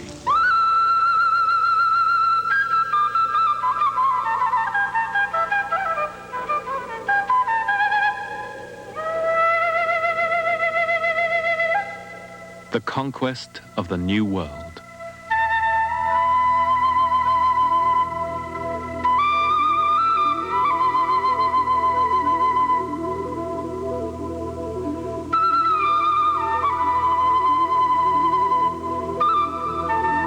From Mexico to the Andes, the Europeans appropriated the almost limitless resources of the New World, studying its landscape with the churches of their gods.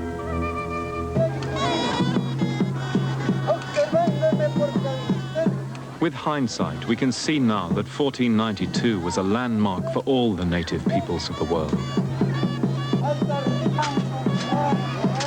For it marked the beginning of a systematic war waged against them by Western arms, religion, and ideology.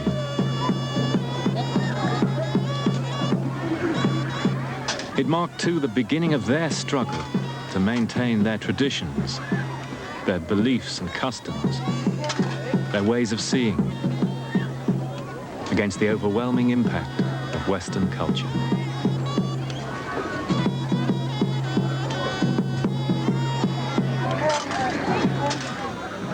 And 500 years on, the struggle still continues. The conquest was accompanied by a genocide unparalleled in history. In the century after Columbus, over 2/3 of the native population of the Americas died through disease and violence, perhaps as many as 50 million people.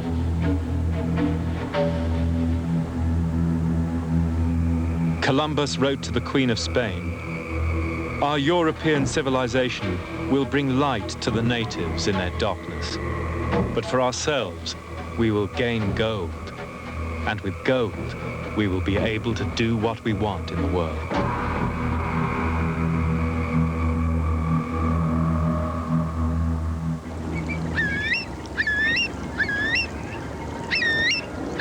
The discovery of the New World shifted the center of gravity of the West, away from its old heartland in the Mediterranean, to the seaboard of northwestern Europe, to nations like Holland and England, Protestant and capitalist.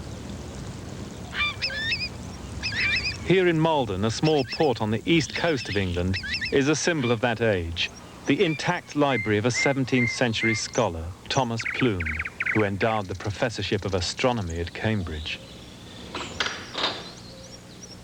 And here are more clues to the way the Western view of the world was changing under the influence of individualism and of science.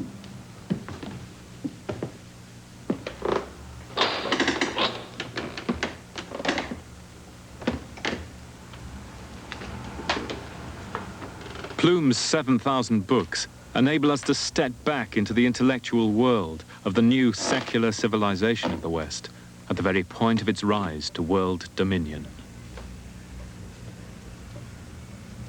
Here are translations of Greek and Arab science. There's Galileo's vision of the cosmos, Descartes anatomizing the marvels of the human body,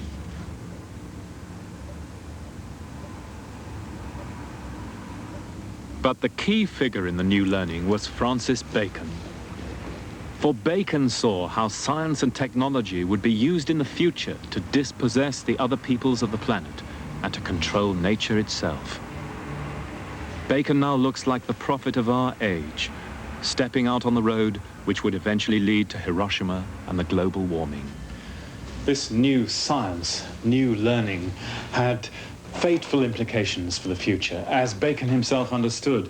For if it were true, as Bacon said, that henceforth in human affairs, what was most useful in practice would also be most correct in theory, then truth itself could be defined in terms of utility, usefulness, not in terms of religion and morals.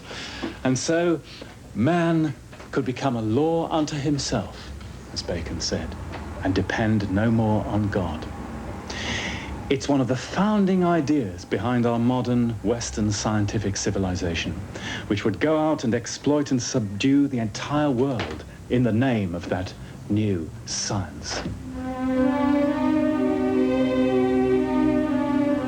Now, for Westerners, life could be seen as a series of phenomena capable of scientific explanation. The Earth itself ceased to be sacred, subject now to Western definitions of space and time. Mapped on a meridian based on Greenwich. And when the Chinese were first shown a map of the whole world by the Jesuits, they were shaken by the knowledge of these so-called barbarians. Up till then, one said, they'd printed maps of the world in which China was all. But when they saw the world so large and China only a corner of it, they knew in truth that the world had changed.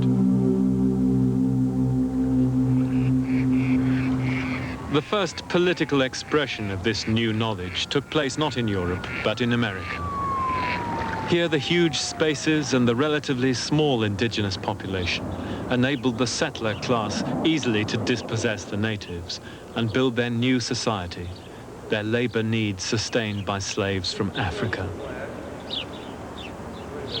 Jefferson, Franklin, and their fellows had Bacon and Hobbes and the stars of the French Enlightenment in their libraries to justify their faith in reason and limited democracy, to shape the future, to bring to all, as they hoped, certain inalienable rights to life, liberty, and the pursuit of happiness.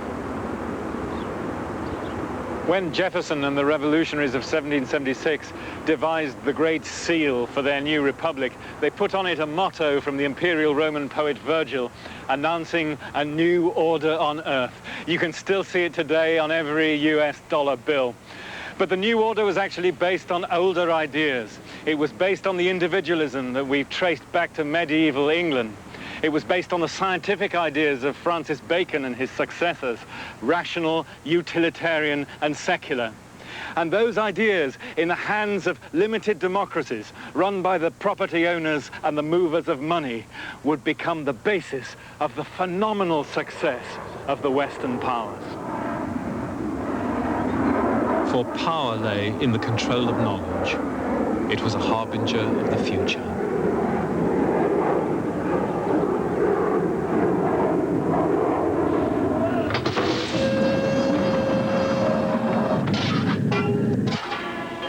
Hitherto, most of the great technological advances in history had come from Asia. But now the countries of Northwest Europe took over the world's trade, backed up by industrial revolution at home. And a new form of international culture was born, in which most of us still live today. Manufacturing capitalism. A system sustained by empires and the exploitation of the Third World. The industrial city has since spread across the landscape of the world, from the plains of India to the Yellow River in China. The effects on human beings, on the environment, and on the biosphere are still being counted.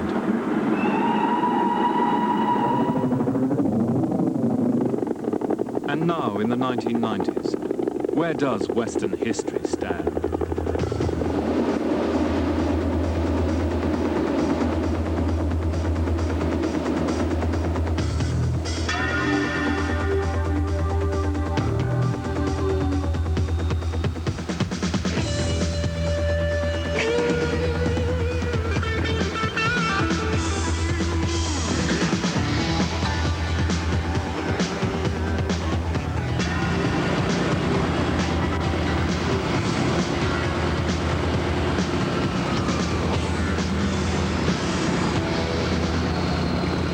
Years on from Columbus, the capital of the West, indeed the capital of the planet, is now in the New World, Washington, D.C.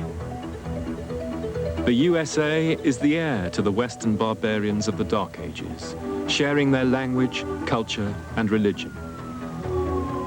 Its monuments, Egyptian obelisks, and Greek and Roman temples proclaim it to be the inheritor of the legacy not just of Europe, but of the ancient civilizations too.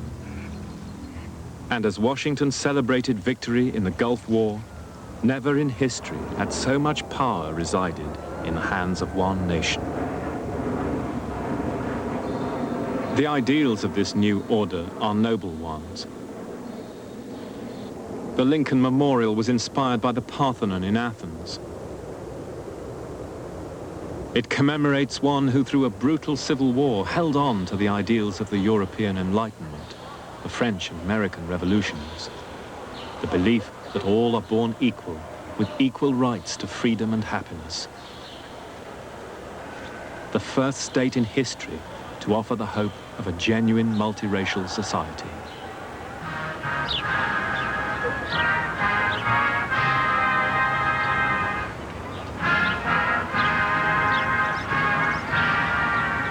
But there's another side to the triumph of the West.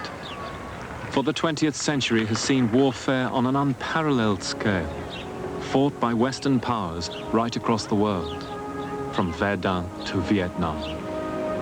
And from Africa, the heartland of humanity, to Asia and the Americas. All the native cultures of the world have been turned upside down by the impact of the West, for good or ill. If our troubled time has taught us anything, it is not to believe in utopias. But if the talk of a new order is to mean anything in the next century, then perhaps we should look afresh at our history, see it as others see it, and question our collective myths and our cherished ideals. Maybe even our notion of freedom itself.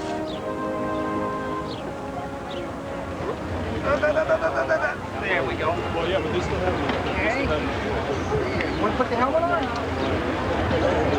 Good. Now, if you were flying along and all of a sudden you saw a bad guy, well, all you have to do is basically look at him and you can shoot him.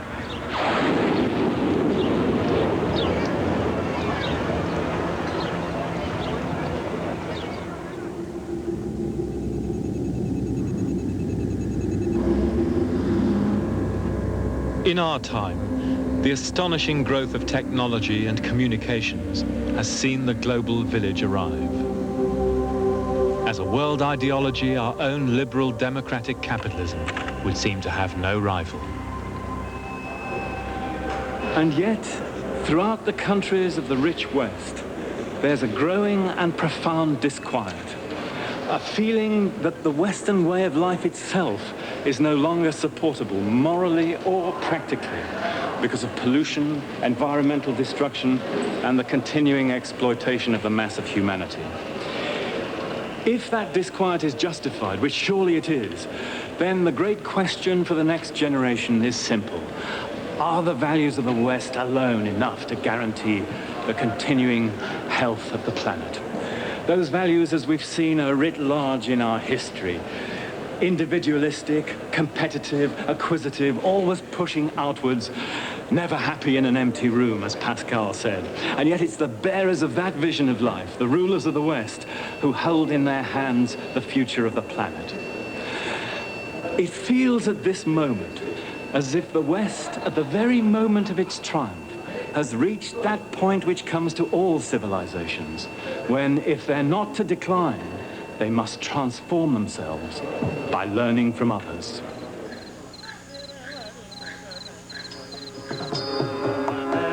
The crisis of earth and spirit we now face was caused by one form of civilization, that of the West. And now what is needed is a dialogue with the other peoples and cultures of the world, beyond anything seen before.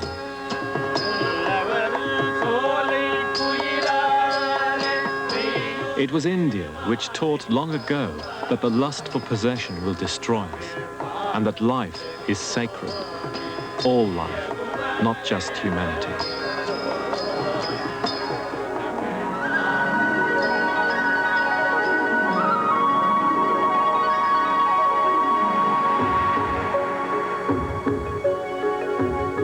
Long ago, the Chinese believed that the basis of life was finding the harmony between mankind and nature.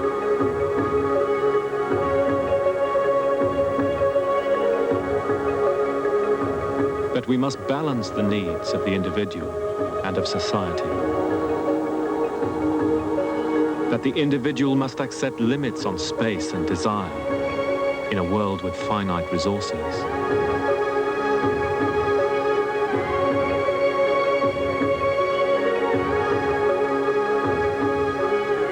These great alternative traditions speak to us now with growing urgency at the end of our destructive century.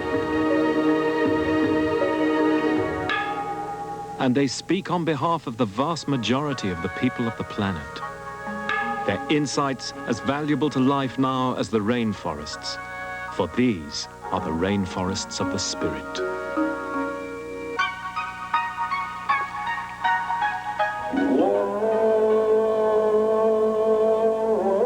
As the Sufis of Islam said, truth is one. Christian, Muslim, Hindu, black, white, yellow, the spirit is in all of us.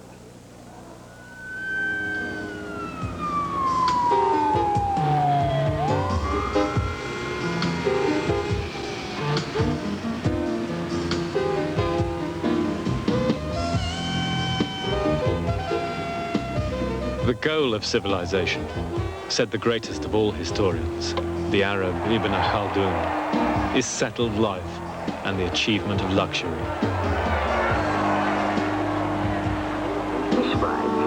But there is a limit which cannot be overstayed. When prosperity and luxury come to a people, they're followed by excessive consumption and extravagance. With that, he says, the human soul itself is undermined, both in its worldly well-being and in its spiritual life.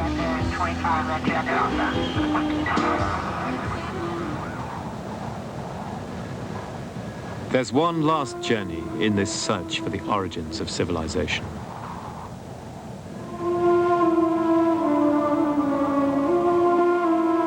A journey back to the starting point, to southern Iraq, to the Garden of Eden and Uruk, the first city on earth. Here, the Great Revolution happened 5,000 years ago, when people first began to live in cities. And now, Uruk is a lunar wilderness, its once fertile fields ruined by ecological catastrophe. In the late 20th century, we're now 5,000 years on from that time when civilization first arose here, to be followed in Egypt and India and China. And we're still fascinated by their experience, not only by their inventiveness, but also, I suspect, by their pessimistic reading of human history, by their struggle to contain war in human life, to find a workable moral law and social order, and to preserve the earth. In our own time, we've explored space and the workings of the mind, but no more than they have we escaped that age-old contract with Mother Earth, which all so-called primitive societies take as granted. 5,000 years on, right across the world, the problems civilization faces are just the same as at its beginning. Archaic political institutions through which the few dominate the many. Unequal distribution of the fruits of the earth between rich and poor, and grossly wasteful consumption of those resources by the rich. Overpopulation, and the now stark anachronism of the sovereign, independent nation-state, an idea which should surely now be consigned to the dust heap of history. The legacy of civilization, 150 generations on, is as the ancient poet of Uruk dreamed, the author of the Epic of Gilgamesh, freeing our imaginations and potentially our lives. And yet our material success is now threatening the existence of the species as a whole, and indeed of all species, whose own rights now are beginning to assert themselves alongside those much vaunted rights of man. And that's the conundrum we bequeath our children and their children in the 21st century.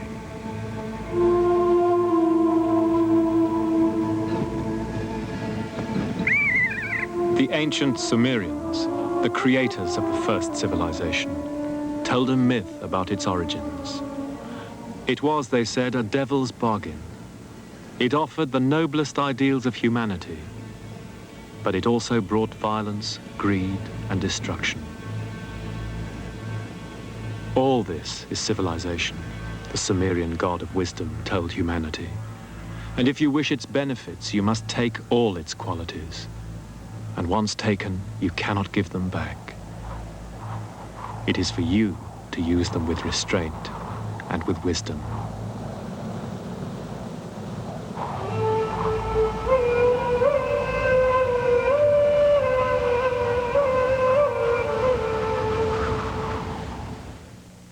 To order a videocassette copy of Legacy, call 1-800-345-2690. The entire series is $149.95. Individual episodes are $29.95. Credit cards accepted.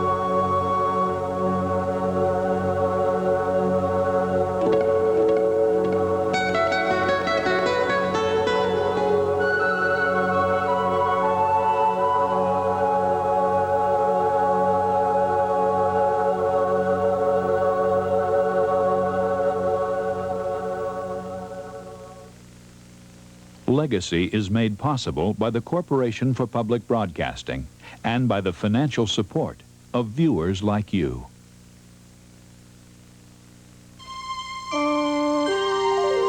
This is PBS. For a printed transcript of this episode of Legacy, send $8 to Legacy Transcripts, MPT, Owings Mills, Maryland, 21117. Please specify episode title.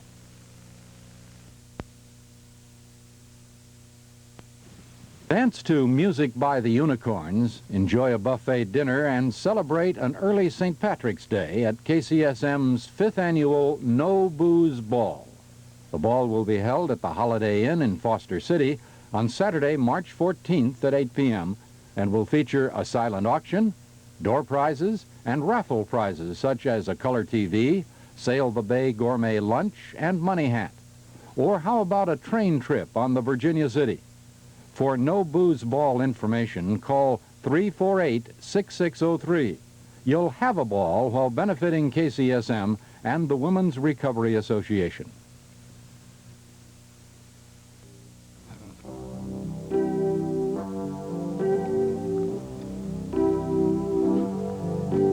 This is Channel 60, KCSM-TV San Mateo, San Francisco. Public television for the Bay Area.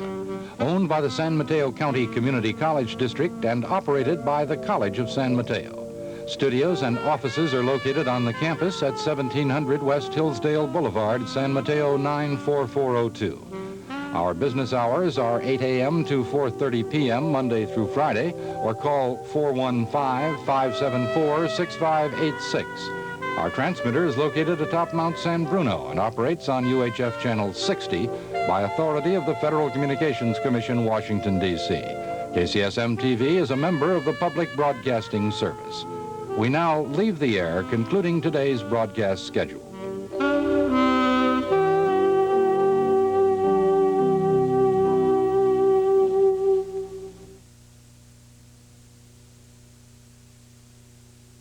Ask your cable company for the Learning Channel.